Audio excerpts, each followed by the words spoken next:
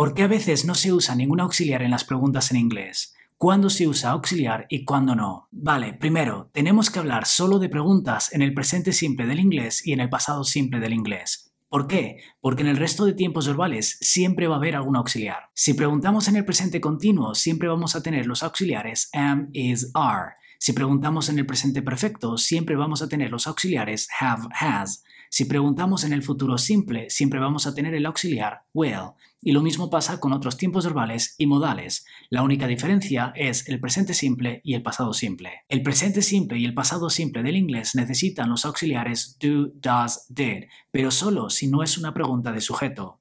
¿Y qué es una pregunta de sujeto? Aquella que nos va a dar el sujeto como respuesta, porque no lo conocemos y por eso preguntamos. ¿Quién te llamó? Esto es una pregunta de sujeto, porque la respuesta puede ser, por ejemplo, ella me llamó. Ese quién de la pregunta es ella en la respuesta y es el sujeto de la oración. En cambio, si digo ¿a quién llamaste?, no es una pregunta de sujeto, porque la respuesta puede ser, por ejemplo, yo llamé a María. María no es el sujeto es yo, que ya lo tenemos en la pregunta con tú. Pues bien, si tenemos una pregunta de sujeto, no vamos a usar los auxiliares do, does, did, pero si no es una pregunta de sujeto, sí que los vamos a usar.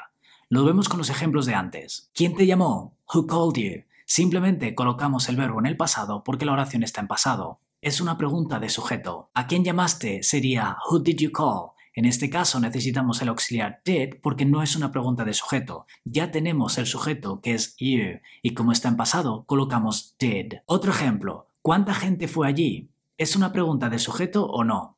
Si tienes dudas, responde la pregunta. Miles de personas fueron allí. 200 personas fueron allí. Poca gente fue allí. La respuesta es el sujeto, así que es una pregunta de sujeto y no vamos a necesitar auxiliar. How many people went there? ¿A cuánta gente conocen ellos? Vamos a responder. Ellos conocen a mucha gente. La respuesta no es el sujeto, porque tanto en la pregunta como en la respuesta tenemos el sujeto ellos. A mucha gente es lo que nos interesa saber, así que vamos a necesitar auxiliar. How many people do they know? Usamos do porque la pregunta está en el presente y el sujeto es ellos, they. Vemos otro ejemplo súper importante.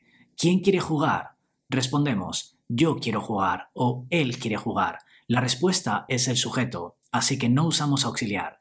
Pero cuidado, porque si la pregunta de sujeto está en el pasado, no pasa nada, simplemente se coloca el verbo en el pasado y ya está. Pero si la pregunta de sujeto está en el presente, el verbo tiene que ir obligatoriamente en tercera persona del singular. Esto quiere decir que hay que poner la S que indica tercera persona del singular en presente. Who wants to play? ¿Con quién quiere jugar ella? Respondemos, ella quiere jugar con nosotros. La respuesta no es el sujeto, porque el sujeto es ella, que ya lo tenemos en la pregunta, así que necesitamos auxiliar. Who does she want to play with? Usamos does porque la pregunta está en el presente y el sujeto es ella, she. ¿Quieres ponerte a prueba para ver si lo has entendido? Traduce en los comentarios las siguientes oraciones y yo te digo si están bien. ¿Quién escribió esto? ¿Qué escribiste? ¿Qué pasó? ¿Quién tiene 2 trabajos?